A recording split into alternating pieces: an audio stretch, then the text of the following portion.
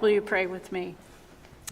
May the words of my mouth and the meditations of my heart be always acceptable to you, O Lord, my rock and my redeemer. Amen. Please be seated.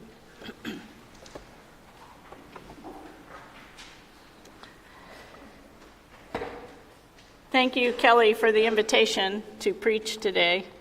Last week, Kelly and I visited because I wanted to know Doris better, not just her biography, but who she was and how she showed up in our world.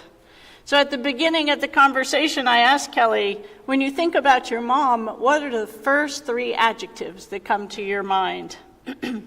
Loving, loyal, and non-judgmental.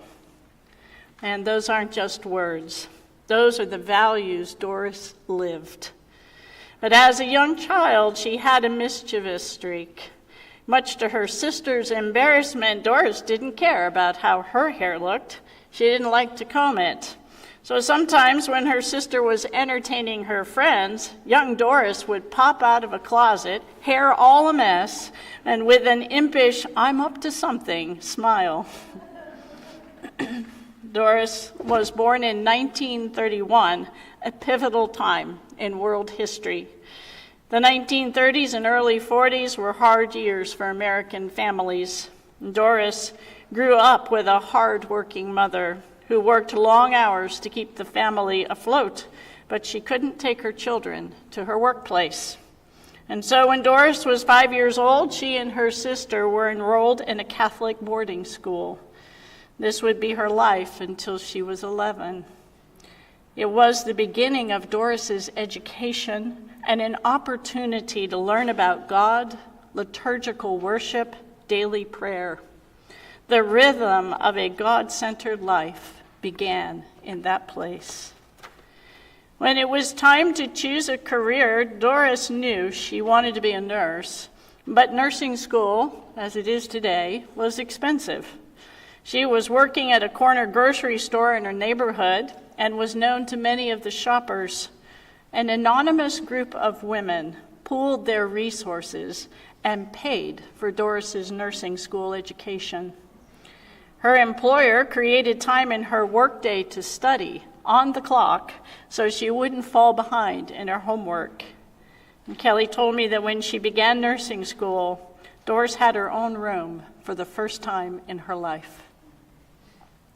The women who chose to underwrite her schooling empowered Doris to flourish. They recognized something special about her, and they were right.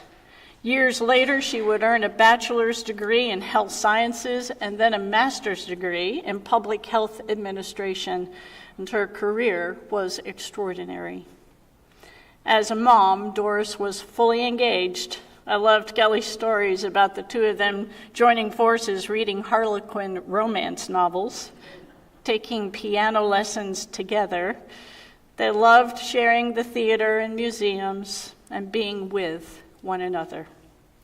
Doris was always curious about Kelly's thoughts and opinions.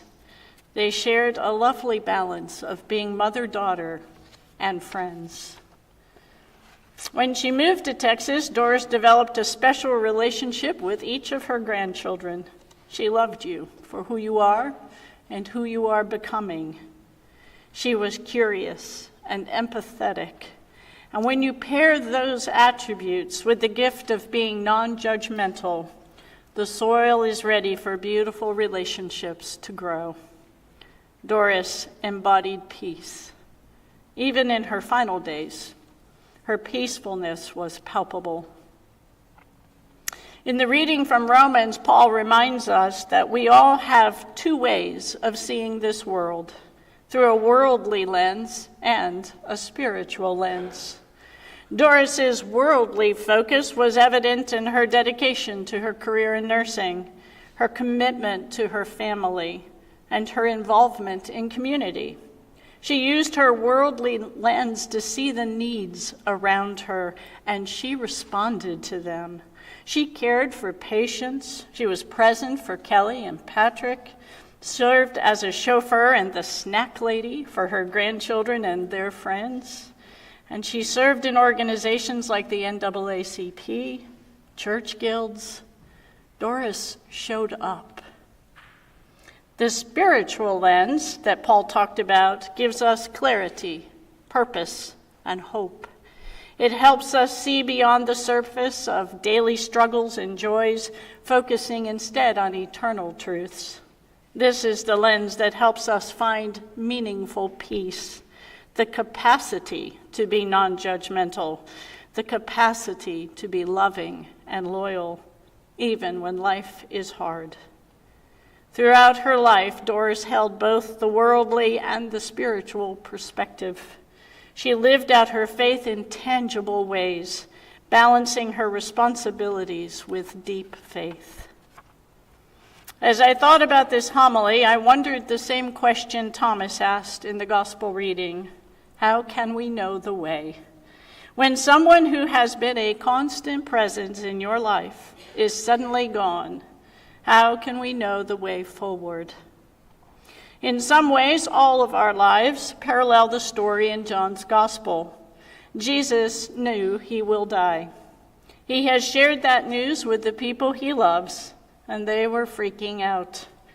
He has been the cornerstone of the disciples' lives, and they've been together every day. He brought them into ministry, taught them, and empowered them to go into the world because, like a parent, Jesus knew from the beginning that he would leave them one day. The disciples did not understand, or maybe they didn't want to understand. But now it was time. Jesus will not change the outcome of his physical life. Instead, he will do this loving thing. He will reconnect them to the very reason he was among us. Physical death is not the end of his story. It is the beginning of a new chapter for Jesus, for Doris, and for us. Doris is a tough act to follow. But for those of us who have been blessed by her presence in our lives, her legacy is ours to carry into the world. Her love, her grace, her peace, all of it resides in you. With thanksgiving for the life and witness of Doris, alleluia, alleluia, alleluia. Amen.